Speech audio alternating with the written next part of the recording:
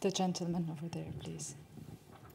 Go ahead. Thank you. Alan Goodman, Institute of International Education. Your Highness, lovely to see you. When the Fulbright program was created in 1946, it was through amending the Lend-Lease and War Debt Acts of Britain, America, France, Italy.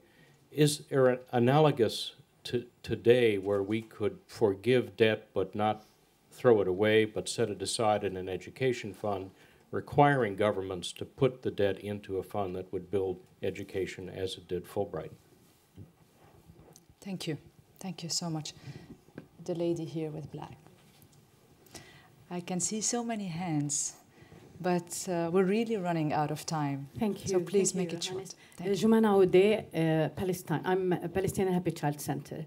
I would suggest if we can combine health with education, because it's very effective to look more attractive.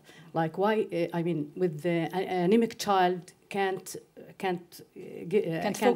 focus on his anemia or malnutrition. Why not for pharmaceutical companies like the companies with iron who provide iron? Why don't they pay for that? For the gentleman here, the student, I would suggest to volunteer to advocate for education. Thank you. Thank you so much. Yeah, you, please stand up. Thank you. Thank you very much. Fani de Toey, Institute for Justice and Reconciliation in South Africa. I'm also delighted with the focus on conflict zones, Your Highness. I think it's extremely important. One question, I think if we talk about innovative mechanisms, we should also talk about innovative partnerships. And I think one of the lack of discernment that I detect in the allocation of international funding in conflict zones is on indigenous civic society that is both capacitated and has the analytical knowledge and capacity, but also is accepted by the local population as teachers and educators. Because it is quite a question, who does one allow to educate you? And I think if I could just suggest that we also pay attention to who the money goes to as the actors. And in the current financial situation, civil society in Africa is actually being decimated. Thank you. I need to remind you here that we're gathering all your thoughts, and they will be documented and disseminated through WISE website. One last intervention, I guess, from the lady over here. Okay. Hello, my name is Shahinaz Ahmed, and I'm with the Education for Employment Foundation in Egypt. Just one comment in terms of financing. After the revolution in Egypt, there were numerous entities that came to the country with a lot of money, wanting to work in education and employment and various other areas as well. And a lot of them would come and say, we've got $1 million, we've got $5 million, what should we do? One of the challenges is how broken up this funding is and how unaligned it is.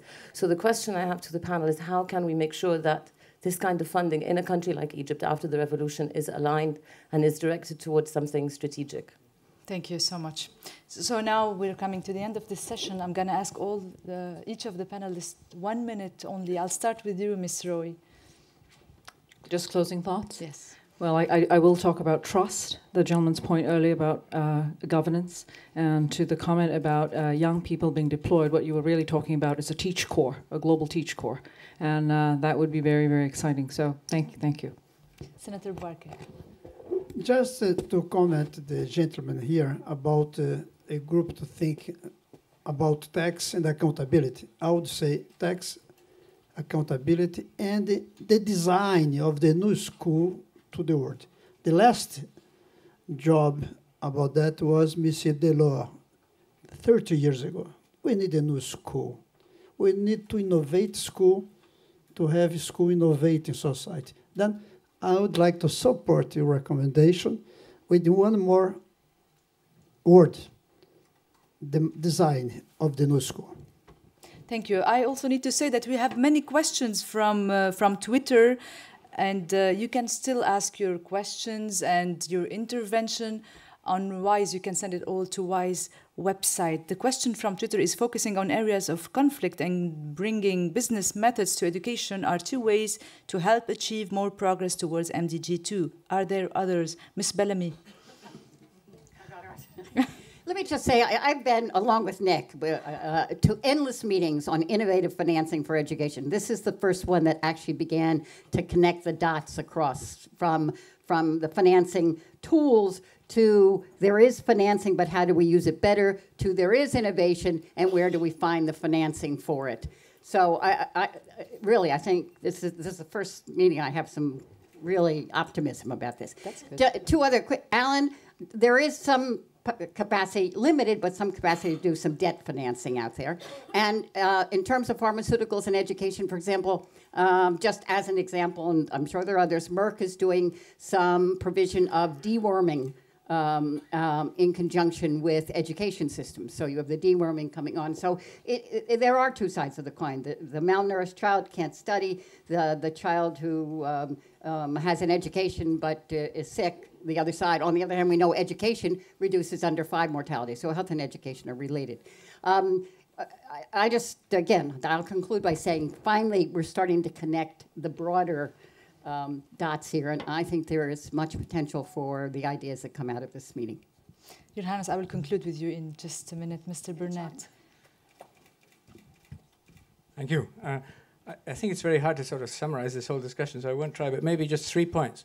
One is, I think actually we're talking about 3 things. Innovative financing, which, as Carol says, may not be innovative overall, but is certainly innovative for education and needs to be applied.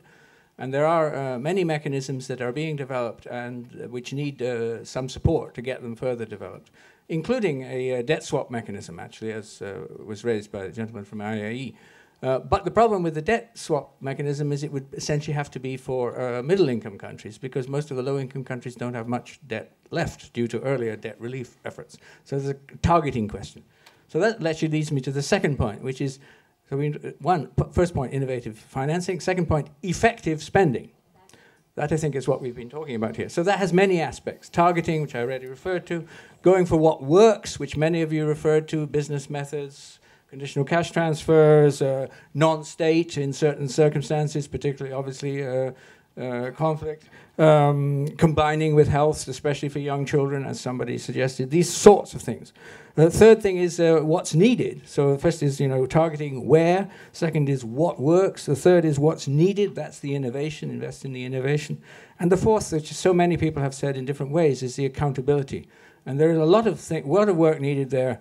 And there's a lot of interesting stuff going on, by the way, with regard to civil society monitoring of public spending, but and to a lesser extent of international flows. But the key is to monitor on the ground in the countries.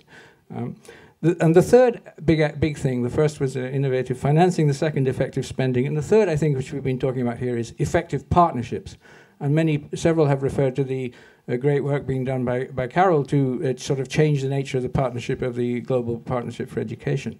But there's need to do this in other ways and in other places also, as we have heard from several people with the recent comment about the influx of funds for Egypt coming in, but in an uncoordinated way. But there's a need for these partnerships to be made much more effective. And there are, again, unfortunately, for us in education, some pretty good examples from health that we probably need to pay attention to. Thank you. Thank you so much, Mr. Burnett. Your Highness, your concluding thoughts. Thank you. First of all, I want to say that I am very excited about our discussions here today. I'm sure that those ideas and thoughts will be gathered and will be considered. And I would like to also to say from this podium that I'm going to try as much as I can and very systematic way to have WISE or to work with WISE that would be more focused on MDG 2. So I want WISE really to be around MDG 2. And we will try to do that through several ways. As we started this time, we are going to have side sessions through certain theme of MGD2 that will focus the discussions and will enable us to get some concrete outcomes. And those concrete outcomes hopefully will be taken seriously by attendees of WISE and will be transformed into projects and ways to implement them. After that, we will dedicate one of the 6 WISE awards to those achievements for the MDG 2.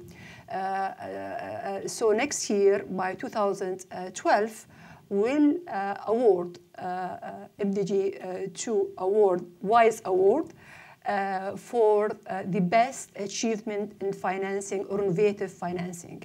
And that will continue every year. Every year will have different theme, and every year will have different award for different theme that are in line with our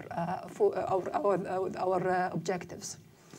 And I think I just want to say that I am very optimistic. I know that we can do it together through a global partnership. We'll be able to achieve our goals, not just for the MDG2, but for the lifelong education for all of us. Thank you so much, Your Highness. Thank you. That's very promising and inspiring. And I think when people like you, experts and passionate people for education from all walks of life, come together and think and explore and innovate, I think there will be no obstacles too difficult to overcome.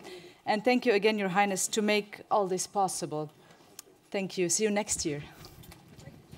Hopefully.